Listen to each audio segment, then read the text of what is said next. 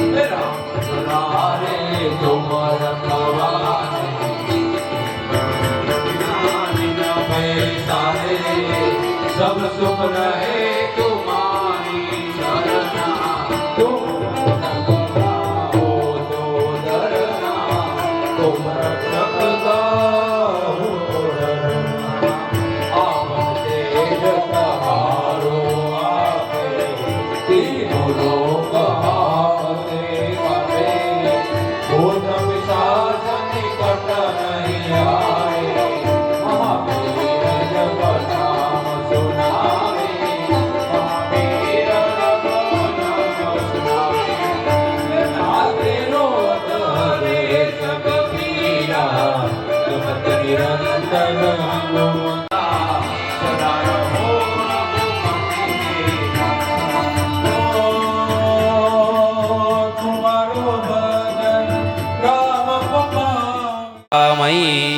की जय। प्रेम से बोलिए नमः पार्वती पते हर हर महादेव।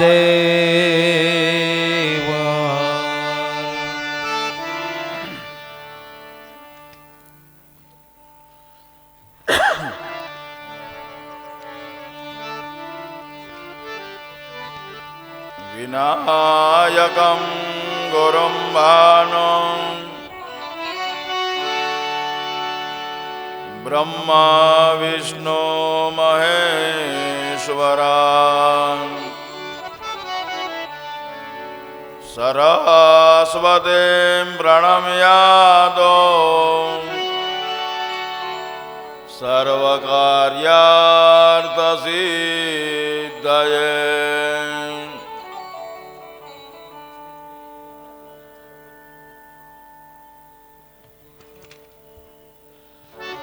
वसुदेवसुतं देवं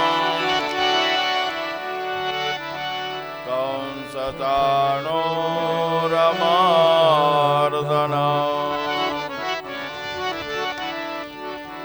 देवकी परमानन्दं कृष्णं वन्दे जगद्गुरुम्।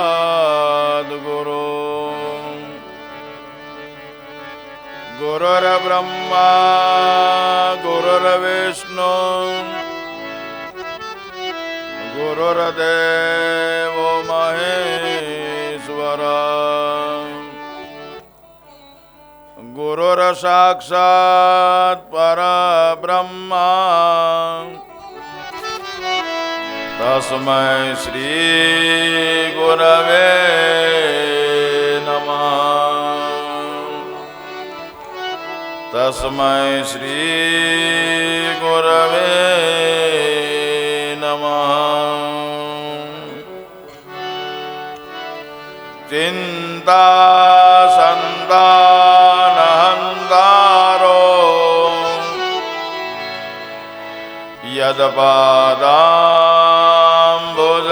यदपादाम्बुजरेण वा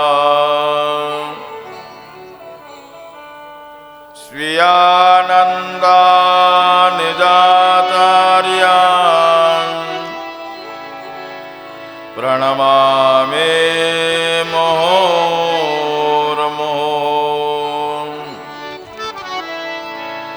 यदनुग्रहतो जन्तो सर्वदुःखातिगो भवेत् तमहं सर्वदा वन्दे श्रीमद्वल्लभनन्दनम्। अज्ञानतिमिरान्धस्य ज्ञानाञ्जनशलाकया चक्षुरुन्मीलितं येन तस्मै श्रीगुरवे नमः। नमामि हृदये शेषे लीलाक्षीराब्धिशायिनां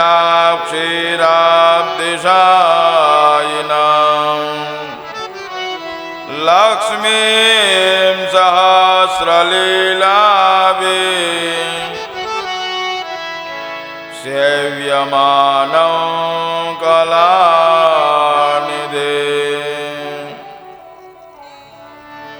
चतुर्वेष्टा चतुर्वेष्टा चतुर्वेष्टा त्रिवेष्टा षड्वे विराजते योषो पंचदा हृदये मम।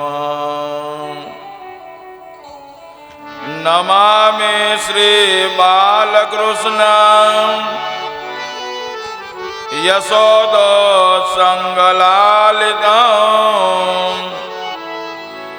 पूतनासुपयपानं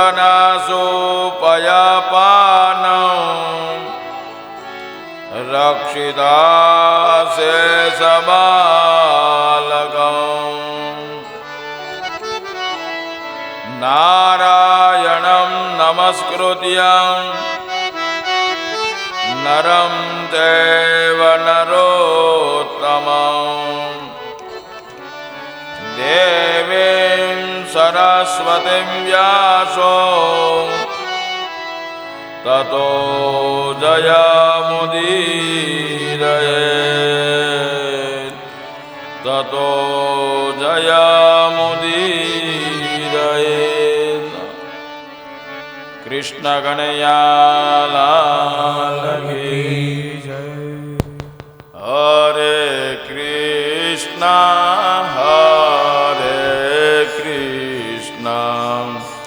कृष्ण कृष्ण हरे हरे हरे कृष्ण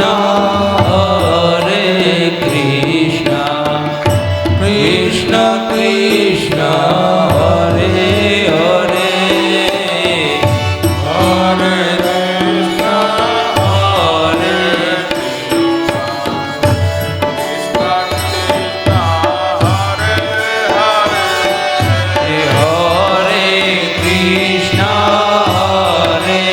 कृष्ण कृष्ण कृष्ण हरे हरे हरे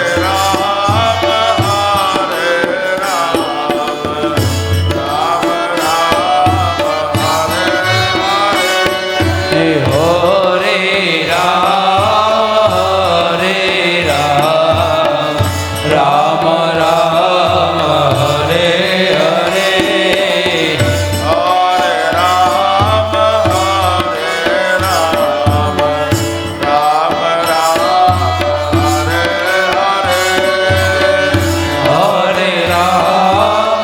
हरे हरे हरे राम राम राम हरे हरे हरे कृष्ण कृष्ण कृष्ण हरे हरे हरे कृष्ण कृष्ण कृष्ण हरे हरे हरे कृष्ण कृष्ण कृष्ण हरे हरे हरे कृष्ण कृष्ण कृष्ण हरे हरे हरे राम राम हरे हरे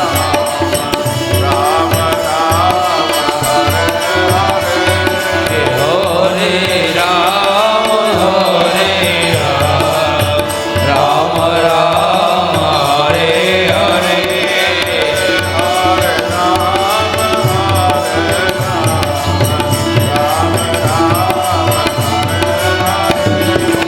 हरे राम हरे राम राम हरे हरे हरे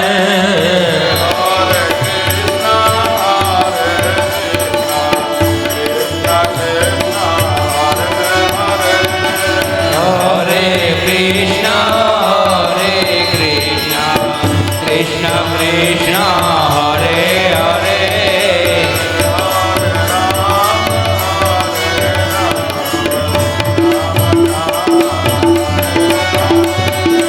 हरे राम राम राम हरे हरे गोवर्धन नाथ की श्री गणेशाय नमः श्री सरस्वत्यै नमः श्री गुरुभ्यो नमः। ॐ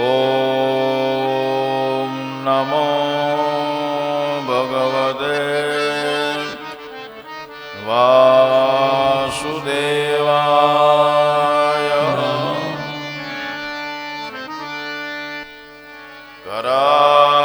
કરારવિંદે નભગારવિંદમ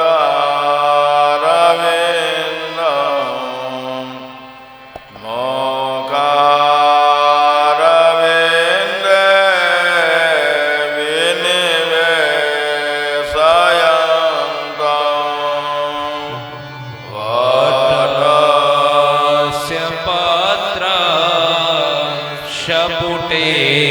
શયાનમ બાલમુકુંદમ મનસા સ્વરામે કૃષ્ણ ગોવિંદ હરે મુરારી હે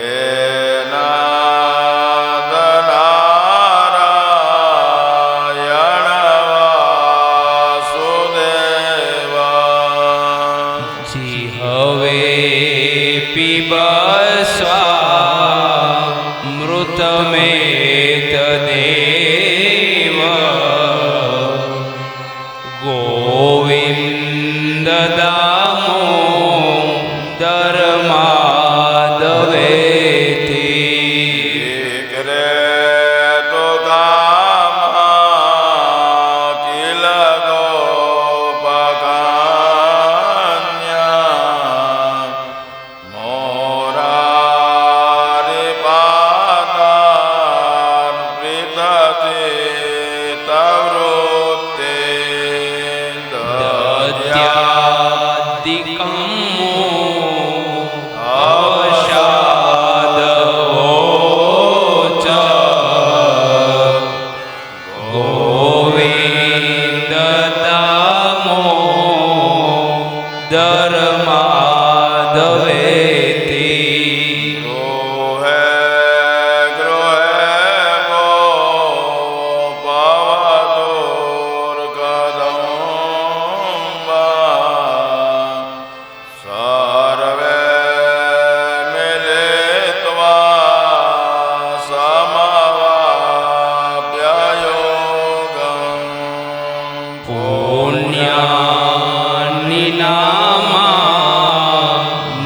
પઠંતિ નિત્યં ગોવિંદ દામોદર માધવેતી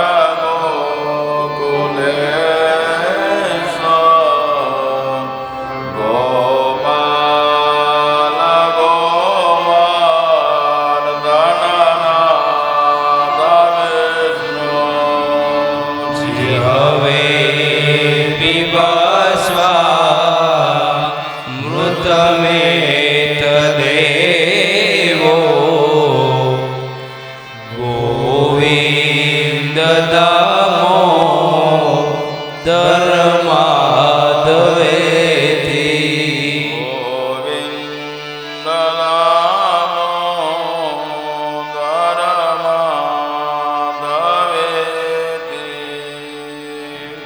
ગોવિંદ દામો ધર્માધવેથી ગિરિરાજ ધરણ કી જય.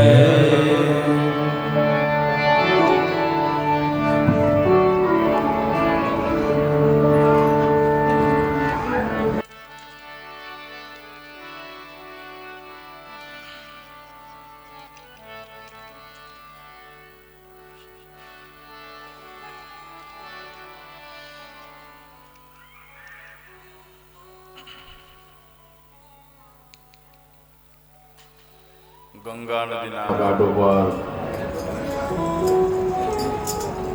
ઋષિકેશ ક્ષેત્રની અંદર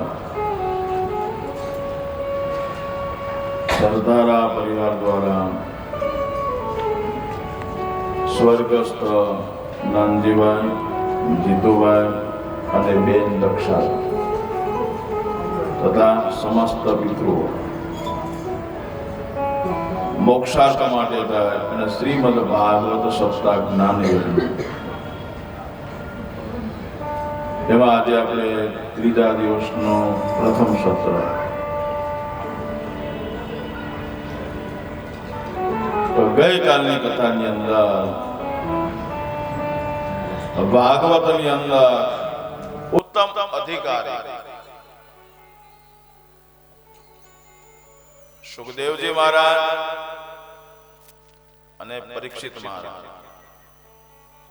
શ્રોતા અને વક્તા, આ બંનેની કથા. સુખદેવજી મહારાજ જેવા આવે અને વ્યાસાસન ઉપર બેઠા છે એટલે જરા પણ વાર લગાડ્યા વગર પરીક્ષિત મહારાજ કહે છે કે આ દેવ યોગે કરી અને મને ઉત્તમ ગતિ આપનાર અને શ્રાપમાંથી મુક્ત કરનાર એવા મારા સદગુરુ પ્રાપ્ત થયા છે.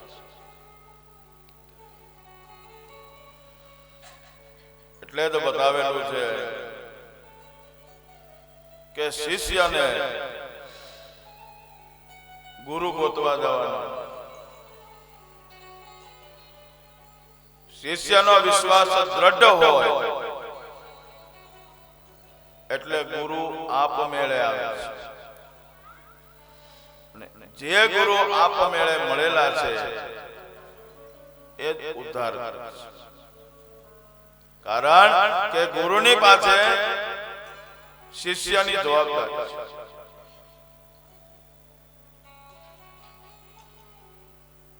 એનો જીવન દોર એ ગુરુજીની પાસે. એને યોગ્ય પાત્રતા લાગે અને ત્યારે જ ગુરુ. તો આવો ગુરુ અને શિષ્ય આ બંને જણા મળ્યા છે. જય જયકાર થયો છે. જય શબ્દ અને નમઃ શબ્દ થવા લાગ્યો. બોલો કૃષ્ણ કનૈયા લાલ કી જય. નવા પ્રથમ સ્કંદની અંદર સુખદેવજી મહારાજ અને પરીક્ષિત મહારાજના પ્રવેશની કથા આવે છે. પરીક્ષિત મહારાજે સુખદેવજી મહારાજનું પૂજન અર્ચન કર્યું છે, નમસ્કાર કર્યા છે અને વિનય સહિત પૂછવા લાગ્યા છે કે જે જીવાત્માનો અંત સમય નજીક હોય એવા જીવાત્માએ કયા દેવનું ભજન, યજન અને કીર્તન કરવું.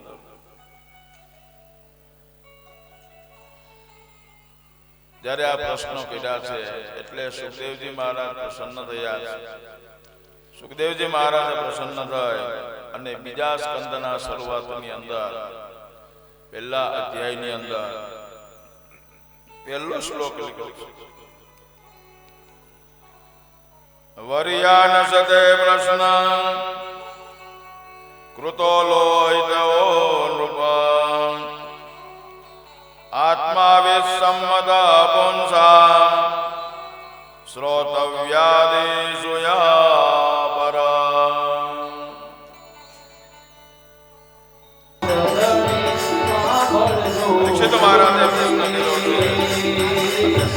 સુખદેવજી મહારાજ હતા. પરીક્ષિત મહારાજને સમજાવ્યું. આજે તમે જે પ્રશ્ન કર્યો છે આ પ્રશ્ન શ્રેષ્ઠ અને ઉત્તમ છે. એ જ પ્રશ્નથી તમારી જે મોક્ષની ઈચ્છા છે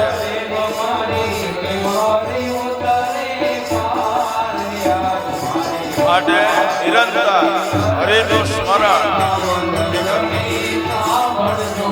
હરિનું સ્મરણ કરવાથી જીવનમાં મોક્ષની પ્રાપ્તિ.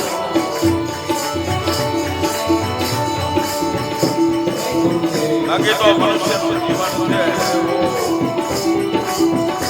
છે એમને સાંસારી અને દેહવાળી. એ સાંસારિક અને દેહવાળી કાર્યો કરતા કરતા શ્રી હરિ ભગવાન કૃષ્ણ પરમાત્મા અથવા જે આપણા ઈષ્ટ દેવતાઓ ચિંતન અને મનન ચાલુ. જો ચિંતન અને મનન ચાલુ રાખે છે જે એને મોક્ષની ઈચ્છા છે અવશ્ય. સુખદેવજી મહારાજ કહે રાજા, કારણ કે તમે મને ગુરુ માન્યા. અરે ગુરુ માન્યા છે એટલે હવે તમારી જીવાદોરી મારા હાથમાં.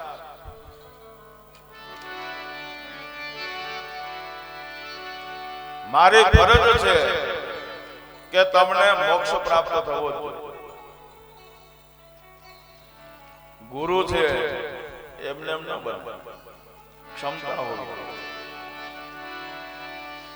પછી લોભી ગુરુ અને લાલચુ.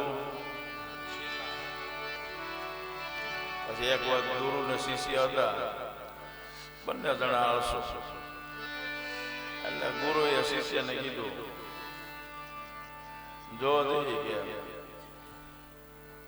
કે બહાર વરસાદ આવે છે કે? તો શિષ્ય એમ કે ગુરુજી વીજળી હમણાં જ બહારથી આવી, એના પર હાથ ફેરો, જો ભીની હોય તો સમજો વરસાદ છે. પાછો બીજું કીધું શિષ્ય કે એમ કરીને કે હવે કોઈ જવું છે તો આ લાઈટ બંધ કરી દે ને. એટલે શિષ્ય પણ હવે એ લાઈટ બંધ કરવું બધું કરવું. ગુરુજી તમે ગોદડું ઓઢી જાઓ. આ ગુરુ શિષ્ય. પછી ગુરુ ઘણી વખતે ધારણ કરી લે. અમને તો અનુભવ. પછી જયારે તર્પણ કરવા માટે બેસે અને તર્પણ કરતા કરતા આવે ભાઈ તમારા, ત્યારે ગુરુનું પણ તર્પણ કરવું.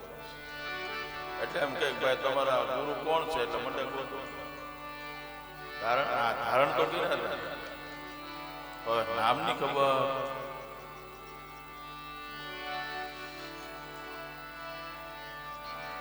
પછી ગુરુ ધારણ કરો એટલે ગુરુની જવાબદારી પણ શિષ્યની આવે. પછી એ ગુરુની અંદર જે વસ્તુની જરૂર પડે એ શિષ્યએ આપી, એની સેવાથી માંડીને બધું. એ ગુરુ છે એ શિષ્યનું ધ્યાન રાખે કે અધર્મને માર્ગે ન હોય, એનું જીવન સુધરે, એની જીવાદોરી આખી ગુરુજીના હાથમાં. અને એને ખબર હોય કે હું કઈ એમ જ કરીશ તો જ ગુરુ થવાય. સતગુરુ તમે મારા તારણહાર. રે ગુરુ તમે મારા તારણહાર. યાદ મારી રાખની રે અરજી રે ખાવંદ ધણી સાંભળજો ગુરુજી. ઓ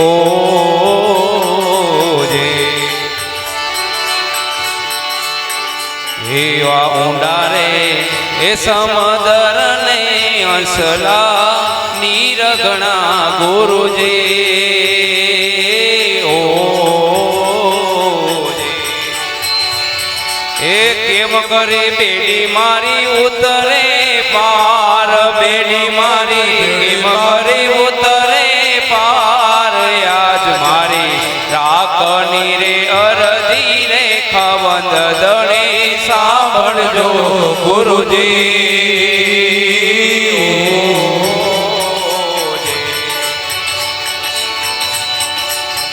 જય ગુરુદેવ.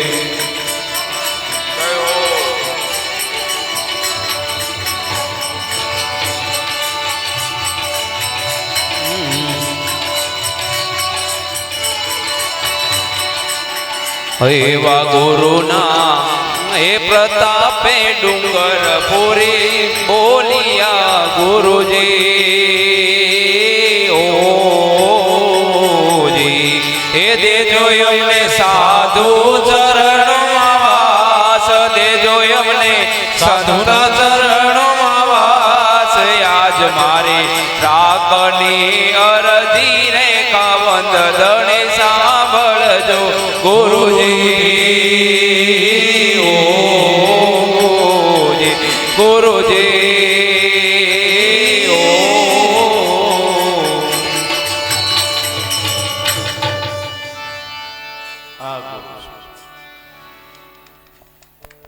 જીવન નૈયા છે એને પાર કરાવે. સુખદેવજી મહારાજ કહે છે કે રાજા તમે ચિંતા ના કરો, તમારી પાસે 7 દિવસ અને 7 દિવસની અંદર પછી તમારું મૃત્યુ છે, માટે તમે ચિંતા ના કરો.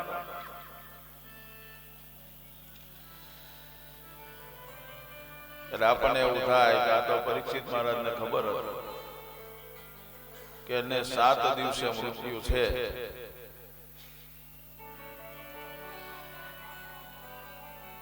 દરેક જીવાત્માને ખબર કે 7 દિવસમાં જ મૃત્યુ છે. ગણતરી કરો, સોમ, મંગળ, બુધ, ગુરુ, શુક્ર, શનિ, રવિ,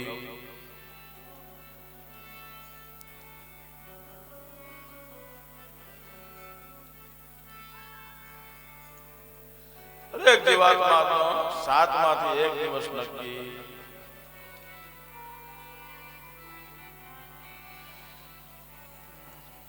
એટલે 7 દિવસ, 7 દિવસમાં. સુખદેવજી મહારાજ કહે છે કે રાજા આવા 7 દિવસની અંદર મૃત્યુ છે, કયા દિવસે છે ખબર? માટે 7 દિવસ છે એ હરિનું કીર્તન, ભજન, યજન આ બધું કરી લેવું. આ જો ભજન, યજન અને કીર્તન કર્યું હોય તો અંત સમયે ભગવાનનું ચિંતન અને મનન થાય.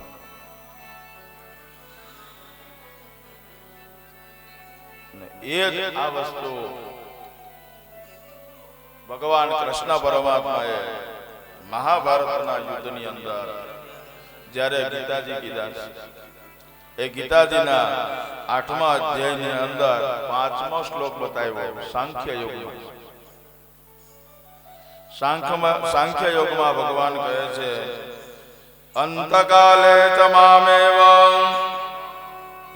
સ્મરણ મુક્ત્વા કલેવરામ એતાવાન સાંખ્યયોગ્યાભ્યામ સ્વધર્મા પરિનિષ્ઠિત. સાંખ્ય યોગમાં ભગવાન અર્જુનને સમજાવતા કહે છે કે હે અર્જુન, જીવાત્મા છે કદાચ આખી જિંદગી ભગવાનનું નામ ન લે, પણ જો અંત સમયે મારું સ્મરણ કરે છે, ચિંતન કરે છે, તો પણ જીવાત્માને મુક્તિની પ્રાપ્તિ થાય છે. ભગવાને ગીતાજીમાં અર્જુનને પણ સમજાવ્યું છે. અને જ્યારે આ સાંભળીએ એટલે આપણને એવું થાય કે હવે કઈ વાંધો ભગવાનનું નામ ન લઈએ અને છેલ્લે જ્યારે અંત સમય આવશે ને ત્યારે ભગવાનનું નામ લઈ લો એટલે મોક્ષ તો થઈ જવાનો, પછી આખી જિંદગી ઝંઝટ હું કામ કરું? આવો વિચાર. પણ હવે કદાચ આખી જિંદગી નામ નથી લીધું તો અંત સમયે ભગવાનનું નામ આવે.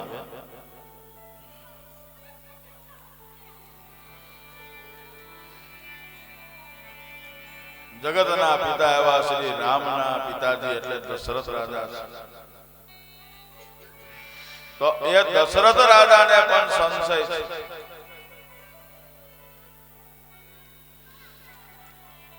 કે ભલે રામ મારા પુત્ર તરીકે આવ્યા છે પણ ભગવાન પરમાત્માનો અંશ છે. એનો લાલન પાલન કર્યું, મોટા કર્યા, પણ અંત સમયે મને રામનું નામ મોઢા ઉપર આવશે કે આ રામને દશરથને સંશય. તો હવે આપણે તો આખી જિંદગી કોઈ દિવસ ભગવાનનું નામ લીધું જ ન હોય તો અંત સમય આવે. પણ અંત સમયે ભગવાનનું ચિંતન અને મનન કરીએ એટલે મોક્ષ થાય. ધગધગતો અંગારો પીળો છે, કોલસો પીળો છે. એ ધગધગતો કોલસો છે એના ઉપર બાળક કદાચ પગ મૂકે તોય દજાડે, અને કદાચ ગમે એટલા મોટા વૃદ્ધ હોય એ પગ મૂકે તોય દજાડે. એ દજાડ્યા વગર રહે. પછી જાણતા મુકાય તોય ભલે, અજાણતા મુકાય તોય ભલે. કારણ કે કોલસાનો સ્વભાવ છે એને દજાડો. તો એમ ભગવાનનું ચિંતન અને મનન અંત સમયે કરે એટલે ભગવાન છે અને મોક્ષની પ્રાપ્તિ થાય ને. પણ જો જિંદગીમાં ભગવાનનું નામ લીધું હોય, ભગવાનનું સ્મરણ કર્યું હોય, ભગવાનનું ચિંતન કર્યું હોય તો બાકી અંત સમયે પણ ભગવાનનું નામ મોઢા ઉપર આવતું. નગર પછી કેવું થાય? એક વણિક બાપા હતા, સંપત્તિ ઘણી, દીકરાઓ હો એના દીકરા, 3 પેઢી તો બાપાએ જોયેલી. આટલા તો ભાગશાળી. પણ બાપા ભાગશાળી, પૈસો સંપત્તિ ઘણી, પણ જિંદગીમાં કોઈથી ભગવાનનું નામ લીધું. છોકરાઓને પરણાવ્યા પછી છોકરાઓ બધા સંસ્કારી હતા, પણ છોકરાઓએ કીધું કે દાદા હવે તો તમે નિવૃત્ત થાઓ અને કઈક ભગવાનનું ભજન કરો, કીર્તન કરો, તીર્થયાત્રા કરો, મંદિરે જાઓ, કઈક તો કરો. પણ બાપા માને તો કે ન્યા ન જાવ તો કઈ નહીં, તમારે હવે આવીને પેઢીએ બેસવા, તો તમે બેઠા બેઠા ભગવાનનું નામ તો લો. પણ બાપાને આગલા જન્મના પુણ્યને લીધે થાય અને ઘણી જ ભગવાનની કૃપા, એટલે બાપાને એમ કે એવું કઈ નામ લેવાની જરૂર. આમ કરતા કરતા વૃદ્ધાવસ્થા આવી અને વૃદ્ધાવસ્થાની અંદર જ્યારે અંત સમય નજીક આવ્યો છે અને અંત સમયની અંદર ખાટલામાં પડ્યા એટલે દીકરાઓને એમ થયું કે ગમે એમ તો આપણા પિતાજી છે, આપણે દેહનું દાન કર્યું છે, લાલન પાલન કર્યા, મોટા કર્યા છે, હવે એનું કલ્યાણ થાય, એનું ઉદ્ધાર થાય એવું આપણે કઈ. ત્યારે આ છોકરાઓએ વાંચેલું અને સાંભળેલું કે કદાચ આખી જિંદગી નામ ન લીધું હોય અને જો અંત સમયે ભગવાનનું નામ લે તો એને મોક્ષની પ્રાપ્તિ થાય. એટલે આ છોકરાઓએ સાંભળ્યું એટલે છોકરાએ કીધું કે કાંઈ નહીં, બાપાએ આખી જિંદગી ભલે નામ ન લે, ઘણી આપણે મહેનત કરી છતાં પણ બાપા માન્યા, તો હવે આપણે એમ કરીએ કે હવે અંત સમય છે, ખાલી ઘડી 2 ઘડીનો સમય છે, હવે આપણે એમ કરીએ કે દાદાને છે ને આપણે એક સકોરું બતાવ્યું. આ સકોરું બતાવીને એટલે શંકર ભગવાનનું નામ આ સકોરું એટલે શંકર ભગવાનનું નામ આવશે. એટલે જો બાપા છેલ્લે સમયે સકોરું શંકરનું નામ લે ને તો પણ એને મોક્ષની પ્રાપ્તિ. એટલે છોકરાઓ સકોરું લઈ આવ્યા. સકોરું લઈ આવીને બાપાને બતાવે. બાપા બોલો આ સકોરું છે, બાપા બોલો આ સકોરું છે. પણ બાપા કઈ બોલે. એમાં છોકરાએ જોરથી બોલ્યો, બાપા બોલો ને આ સકોરું છે. આમ જોરથી કીધું એટલે બાપા બોલ્યા, ના એ કટોરો છે. અચ્યુતમ.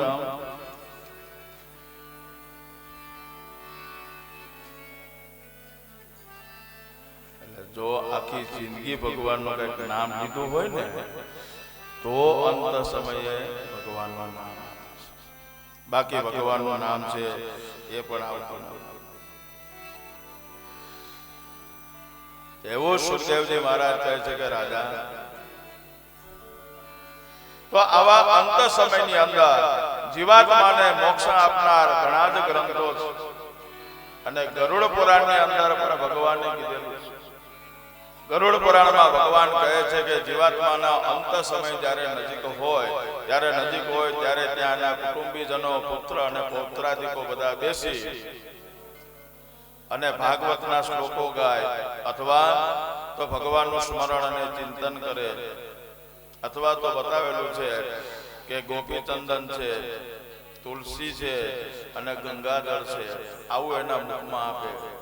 અને આ સિવાય શ્રેષ્ઠ અને ઉત્તમ બતાવ્યું છે કે આવા સમયની અંદર ગીતાજીના શ્લોક છે, જો ઊંચા સ્વરે બોલવામાં આવે અને ઊંચા સ્વરે બોલતા બોલતા એકાદો શ્લોક, અડધો શ્લોક, 5 શ્લોક અથવા તો એકાદો શબ્દ જો જીવાત્માના કાનની અંદર પડે, સાંભળે, તો એવા જીવાત્માને પણ મોક્ષની પ્રાપ્તિ.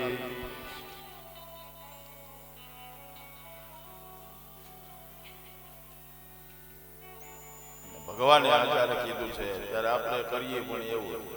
ગીતાજી લાવીએ ખરા, સારું પુસ્તક જોઈ જાય તે ગવા. ગીતાજી છે બહુ સારા, અક્ષર પણ મોટા છે, અક્ષર દેખાય છે બરોબર વ્યવસ્થિત, બહુ સારામાં સારા ગીતાજી છે. ગીતાજી લઈ આવીને અને મંદિર ઉપર મૂકી દે અને ઈ પાછો બધાને કહે, હવે આ ગીતાજી મૂક્યા છે, આને કોઈ અડતા. ગીતાજીની ઉપર ધૂળ ચડી જાય. તો કે ગીતાજી ક્યારે વાંચવાના? તો કે અંત સમય નજીક હોય ત્યારે. પણ ગીતાજી કે સમજણો થાય ત્યાંથી ગીતાજી સાંભળવાના કે અંત સમય. ભગવાને કીધેલું કે મોક્ષ થાય, પણ જો એના જીવનની અંદર એને ગીતાજી વાંચેલા છે, એને શ્લોક આવડે છે, અને ઈ શ્લોક જ્યારે એનો અંત સમય નજીક હોય અને જ્યારે ઊંચા સ્વરે બોલવામાં આવે ને ત્યારે જીવાત્માને પણ શ્લોક આવડે છે, સાથે સાથે એ પણ શ્લોક બોલે અને શ્લોક બોલતા બોલતા એના શ્વાસ છૂટે, એટલે જીવાત્માને મોક્ષની પ્રાપ્તિ. તો આપણે બધા ઘરના છીએ, તો ઘરના છીએ તો વાત બહુ સરસ છે. કહેતા હોય તો આપણે બધા સાંભળીએ અને આવડ પડે તો બધા સાથે બોલવાનું. બહુ સરસ વાત બતાવી. વાત બાર જાયના તમથી છુપાવાયના, તમે રહ્યા ઘરના બીજા કોયને. વાત પર જાય ના તમથી છુપાવાય ના, તમે રહ્યા ઘરના બીજા કોઈને કહેવાય ના, તમે રહ્યા ઘરના બીજા કોઈને કહેવાય ના.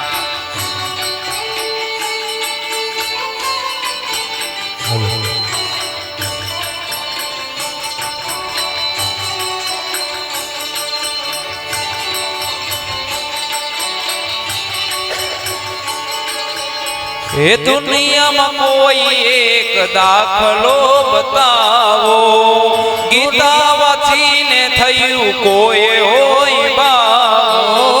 દુનિયામાં કોઈ એવો દાખલો બતાવો, ગીતા વાંચીને કોઈ થયો હોય બાવો. પ્રભુ વાણીને પ્રભુ વાણી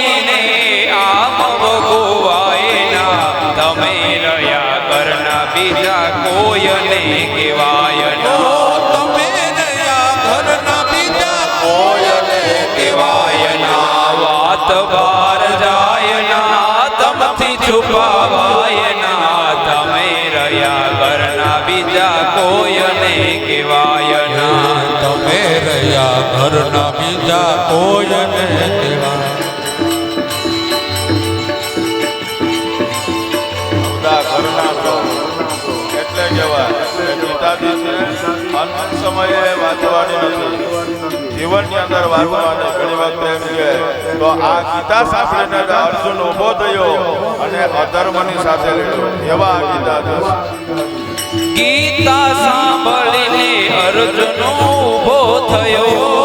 ગીતા સાંભળીને અર્જુન ઉભો થયો. વાવો હતો તેમાંથી રાજા બની ગયો. તો તેમાંથી રાજા બની ગયો. ગીતા વિના રંગ, ગીતા વિના માંથી રાજા રે થવાના. તમે રહ્યા ઘરના બીજા કોઈને કહેવાય ના. તમે રહ્યા ઘરના બીજા કોઈને કહેવાય ના.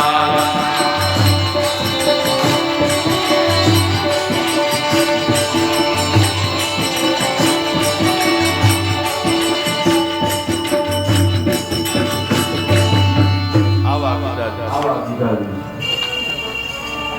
કંકમાંથી રાજા થવું હોય તો ગીતાજીના શરણે જવું.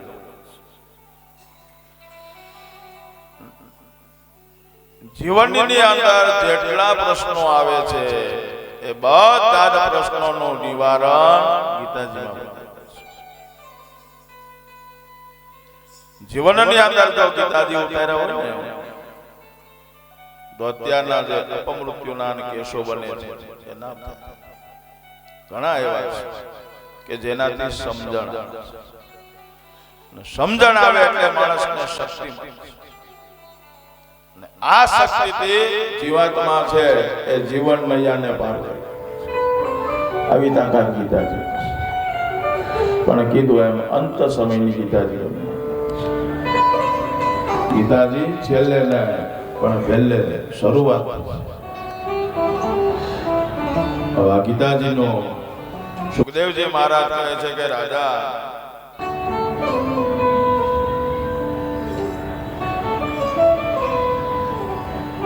આમ અંત સમયે ભગવાનનું ચિંતન કરવામાં આવે, મનન કરવામાં આવે તો પણ જીવાત્માનું કલ્યાણ થાય છે, મોક્ષની પ્રાપ્તિ થાય છે.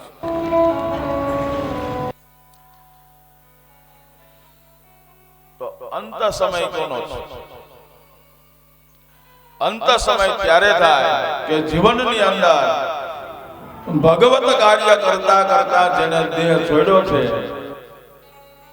અને જે જીવાત્માએ મોક્ષની પ્રાપ્તિ કરી છે અને એ જીવાત્મા ફરી પાછો આવવાનો નથી, એનો અંત છે.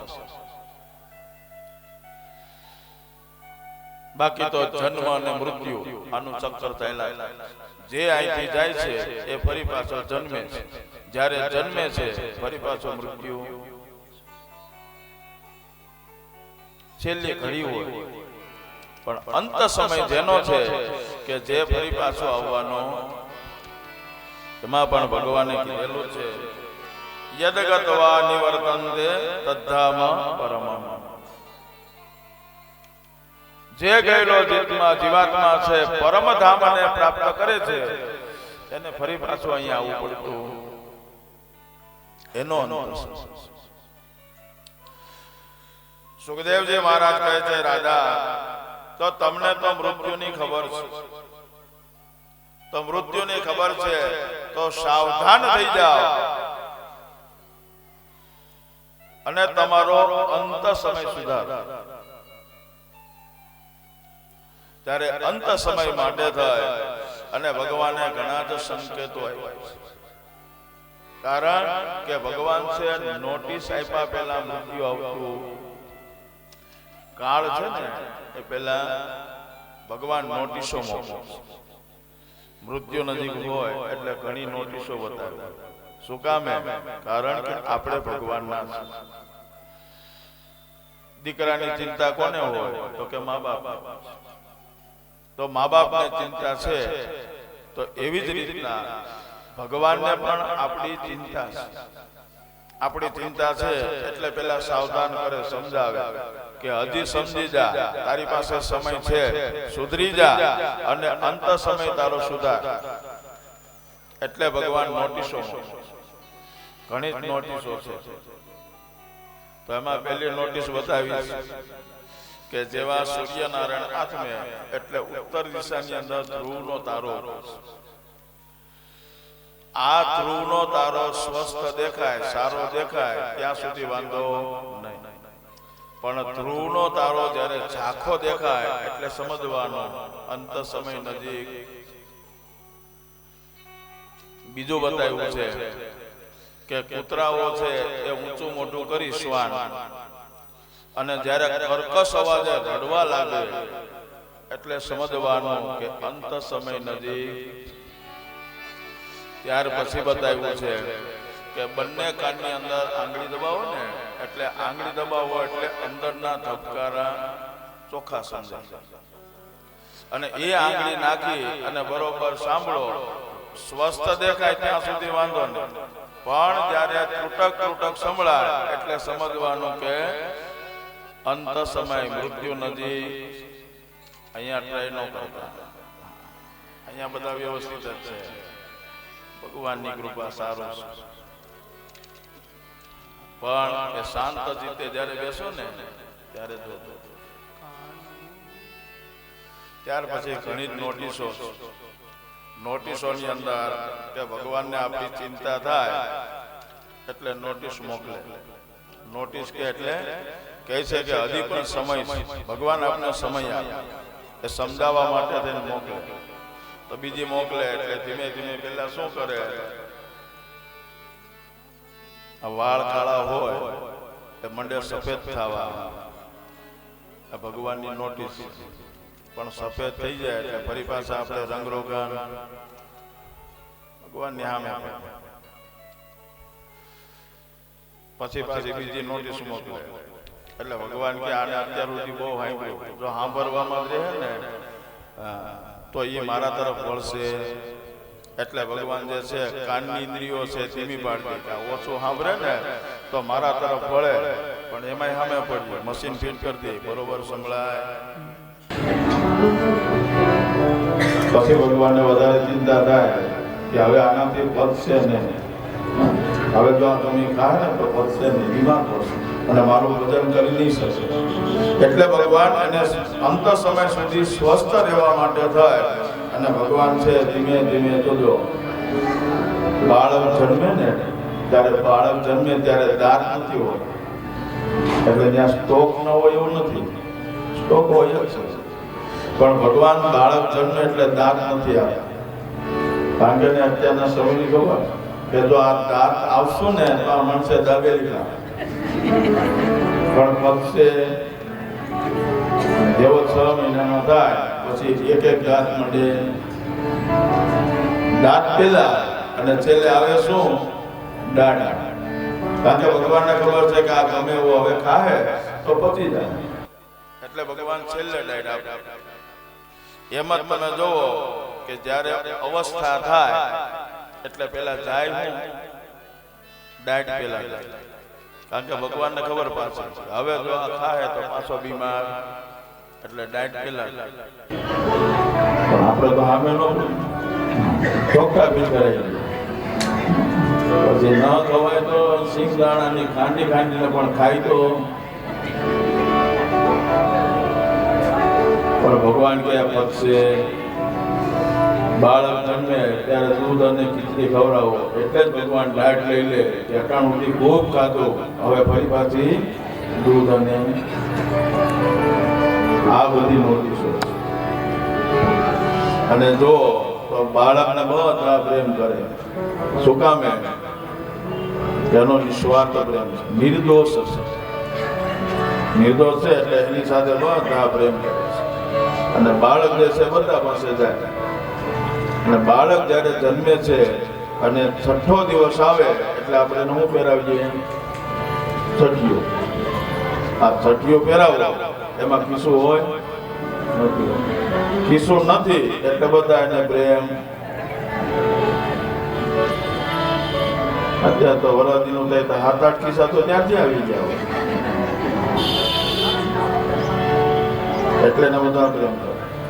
અને ફરી પાછું જોવો જ્યારે મૃત્યુ થઈ જાય પછી એના ઉપર કાપણ ઓઢાડવામાં આવે, એમાં ખિસ્સું હોય, બધા એને પ્રેમ. માયા અને આસક્તિ ક્યારથી લાગે? જ્યારે સમજણ પડે. જેટલા ખિસ્સા વધે એટલી માયા અને આસક્તિઓ. સુખદેવજી મહારાજ રાધાને કહે છે, રાધા તો આમ તો તમને ખબર જ છે અને તમને 7મા દિવસે તમારું મૃત્યુ છે.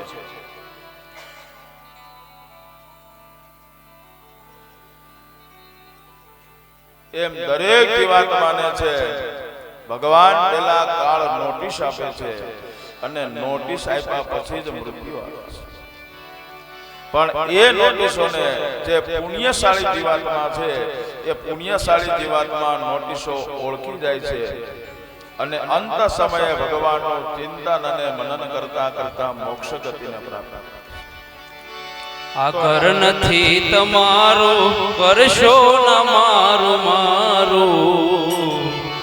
મહેમાન છો પ્રભુના પળમાં બધું જવાનું. મહેમાન છો પ્રભુના પળમાં બધું જવાનું.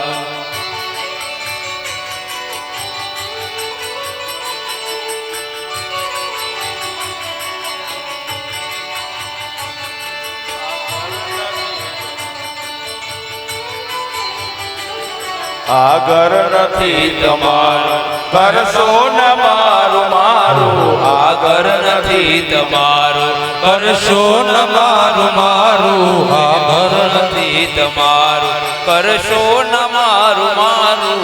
આ ઘર નથી તમારું. કાયમ નથી રહેવાના મહેમાન.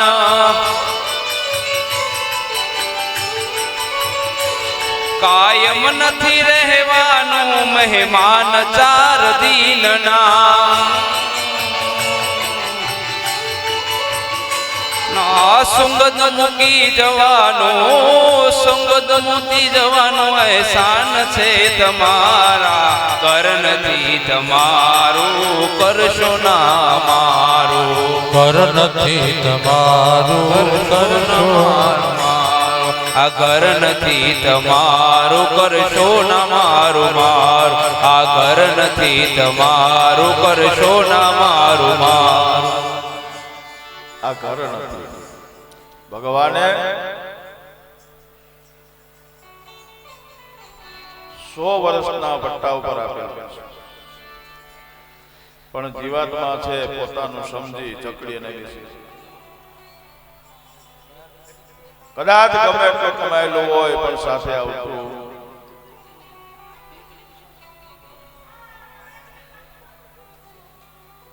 ભગવાને જે આપણને આ દેહ આપેલો છે એ દેહ પારમાર્થિક છે. પરમાર્થ માટે, સ્વાર્થ માટે. તો એવો જે આ દેહ છે તો એ દેહને પરમાર્થ માટે વાપરવો. તો જે આ દેહથી કાર્ય કરવાનું છે. જીવન ભગવાને જે આપણને આપ્યું છે તો એ જીવનને દિવ્ય બનાવવા માટે થાય, સારું બનાવવા માટે થાય અને જીવાત્માએ પ્રયત્ન કરવો.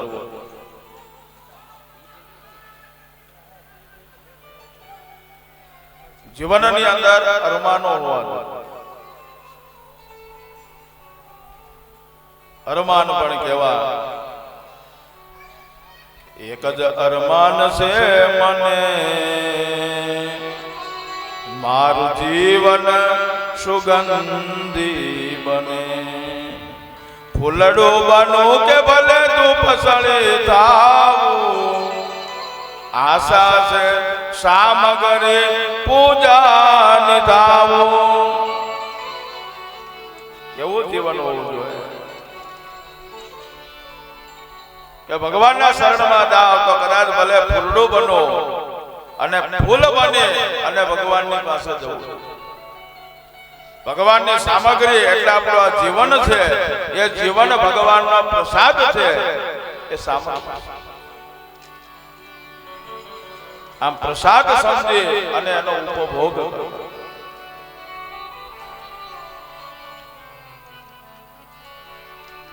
આવો આપણા જીવનની અંદર અરમાન હોય. નહીતર તો પછી કેવું થાય? સુભાષિતે બતાવેલું છે. સુભાષિત કહે છે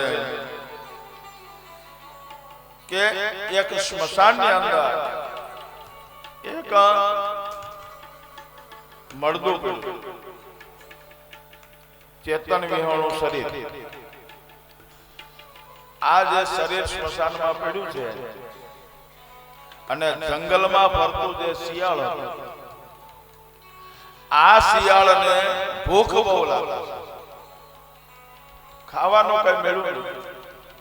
એટલે શિયાળ આવતો ફરતો ફરતો સ્મશાને આવ્યો અને સ્મશાને જેવું આવ્યો એટલે ચેતન વિહોણું શરીર ત્યાં પડેલું હતું. એ શરીરને જ્યારે જોયું છે અને એ જોઈ અને એમ થયું કે હવે આને ખાવ એટલે મારી ભૂખ છીપે. એટલે શિયાળ ઉતાવળમાં જાય અને જ્યાં ખાવા માટે ગયું છે એ સુભાષિતે જોયું અને સુભાષિતે જોઈ અને જંબુકા એટલે શિયાળને સમજાય.